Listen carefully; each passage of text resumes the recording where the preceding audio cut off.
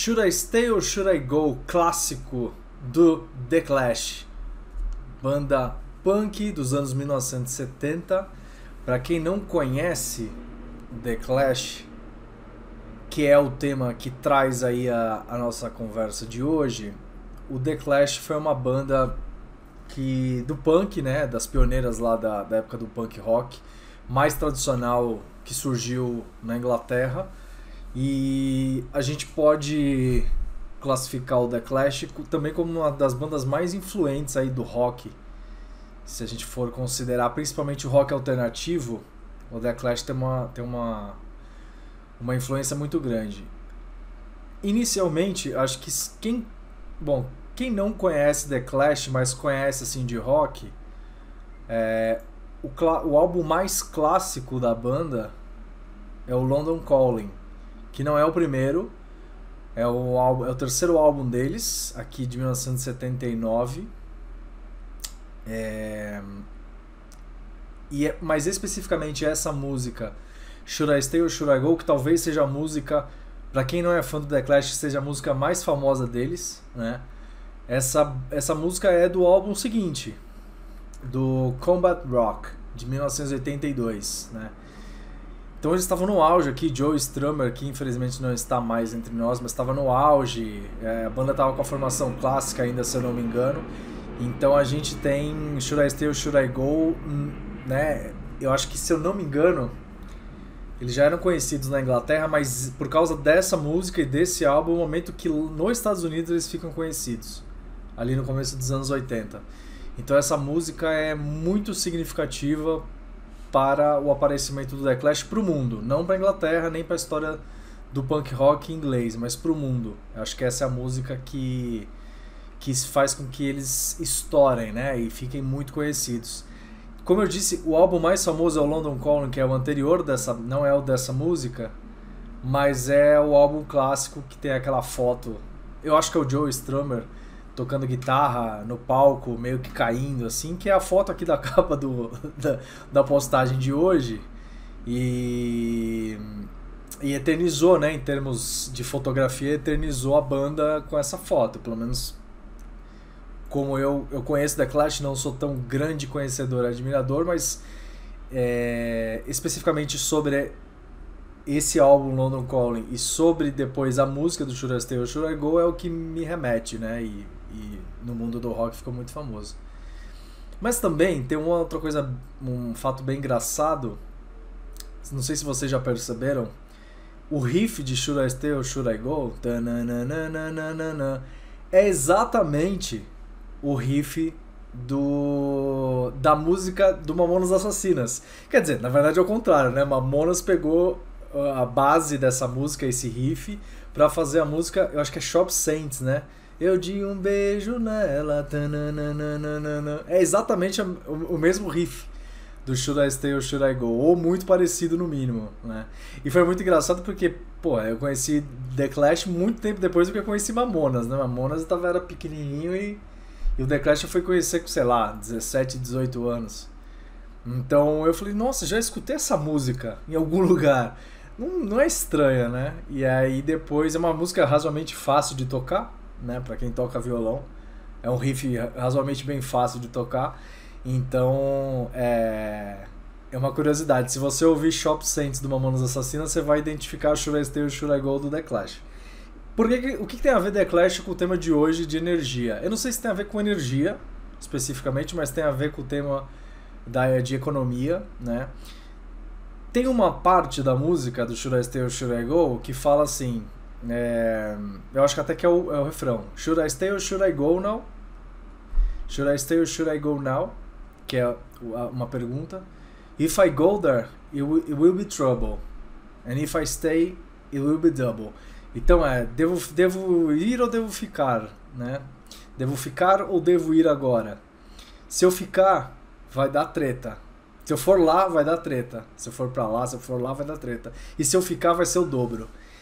Isso daí é bem legal, esse riff, porque hoje o tema que a gente vai falar aqui é psicologia econômica, que é uma das coisas que eu mais venho estudando, até pela minha formação em economia.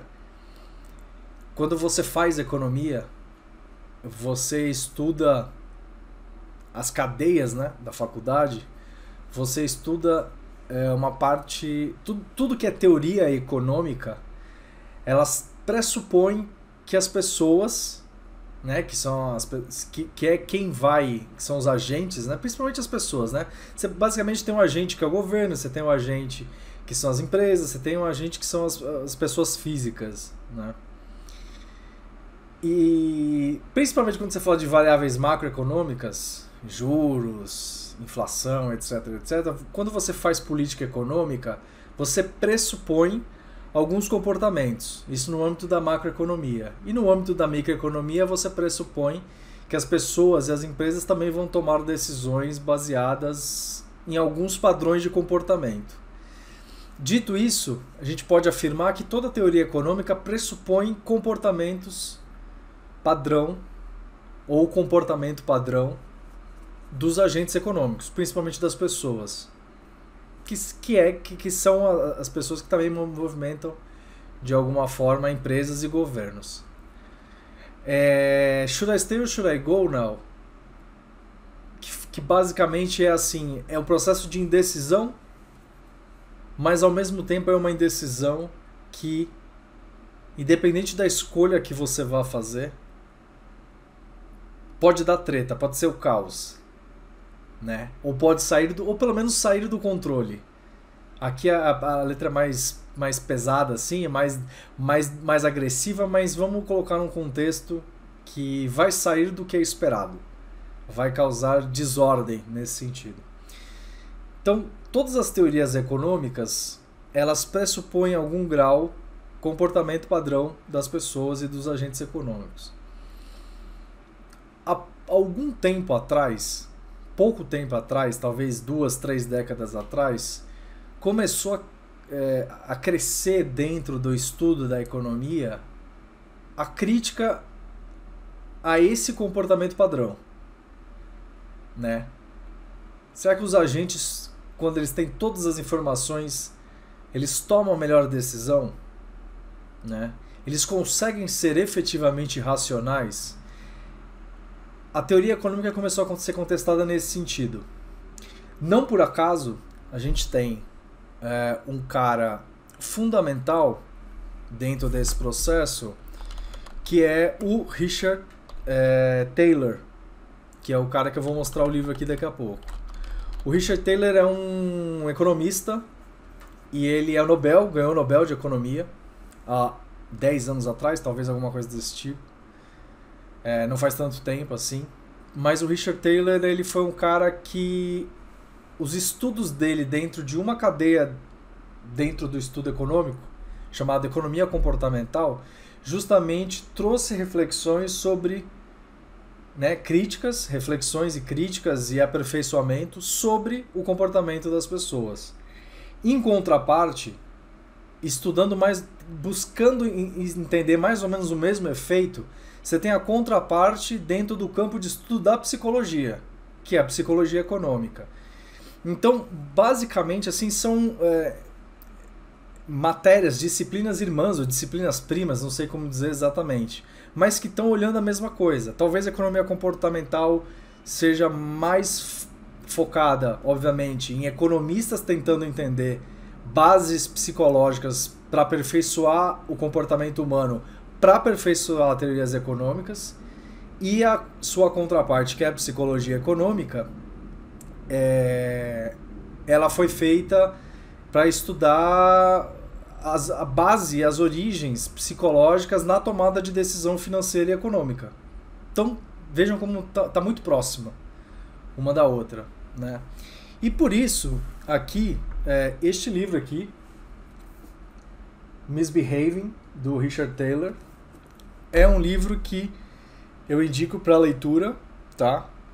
Misbehaving, a construção da economia comportamental, porque ele coloca em xeque toda essa racionalidade já estipulada da teoria econômica. E é uma crítica muito grande, né? Eu não sei se ele ganhou o Nobel depois desse livro especificamente, acho até que sim, não lembro de cabeça, mas ele escreveu um outro que chama Nudge, que depois em outro momento a gente fala sobre. que eu estou olhando aqui para ele agora.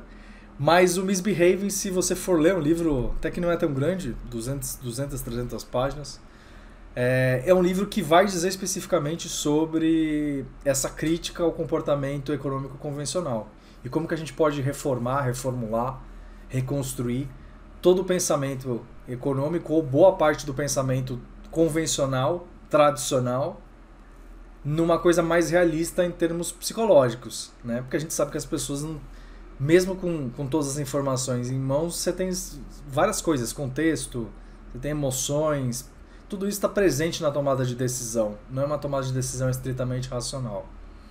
E isso influencia agentes privados, agentes públicos, pessoas, empresas, né? Então tem todo um contexto.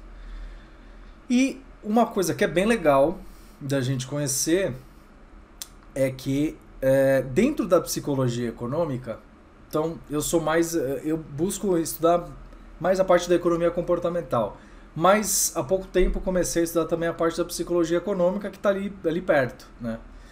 E a gente tem uma coisa que é muito legal, a gente tem uma pessoa no Brasil que não só é referência no estudo, como atualmente, eu acho que no momento que eu gravo esse vídeo ela ainda é presidente da Agência Internacional de Psicologia Econômica, ou da Associação Internacional de Psicologia Econômica, né?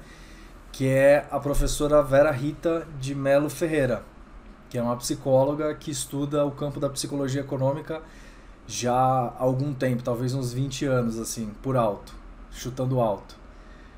Então, eu tô pensando nisso porque a primeira coisa que eu li dela foi há 20 anos, não sei se, mas com certeza ela já está estudando há mais. Então, é bem interessante, né? A professora Rita faz cursos, eu já fiz o curso dela, super indico. Ela faz alguns cursos dentro da área de psicologia econômica. Então, para quem quer pensar sobre a parte de conjuntura psicológica, efeitos, emoções, como tudo isso afeta a tomada de decisão, você pode tranquilamente ler os livros da professora Vera Rita, né?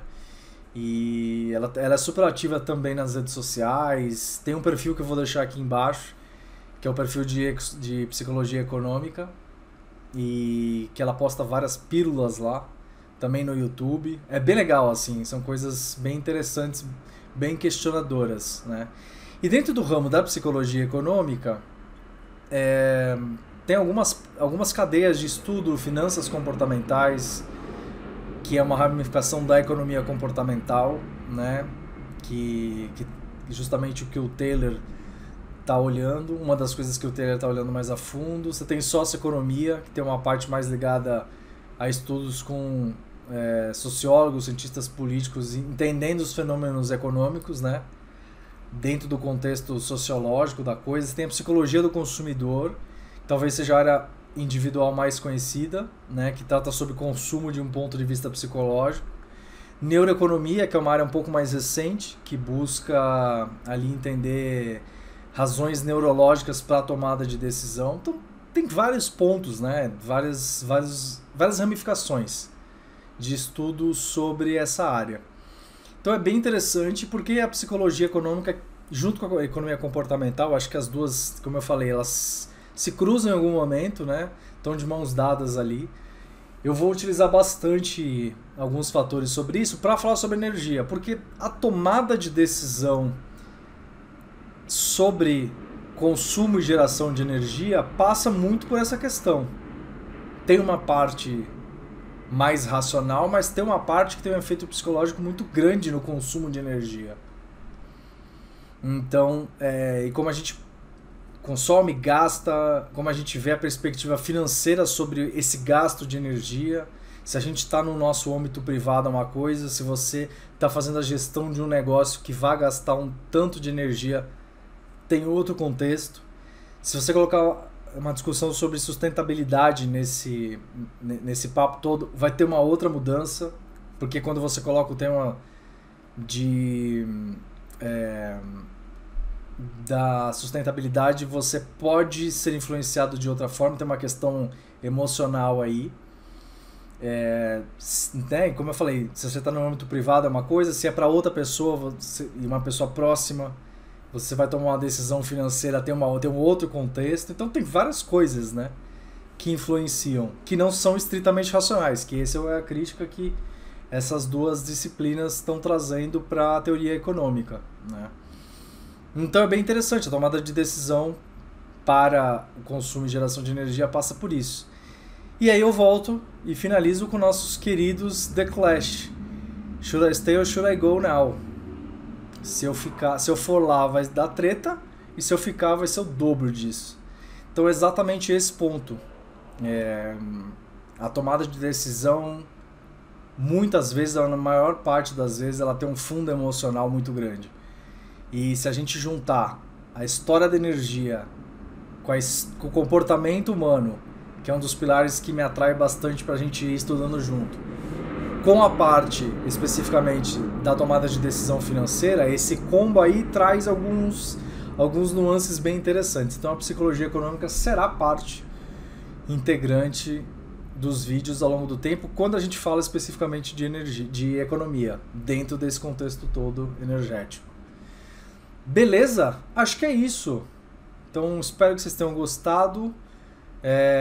Não precisa dar like, não precisa se inscrever. Você não é obrigado a fazer nada. Então, se você não quiser, não faça isso. Eu mesmo não dou like, não curto temas aleatórios. Mas se você quiser dar like e se inscrever, vamos nessa, bora aí, tá bom? Valeu, pessoal, um abraço e até a próxima.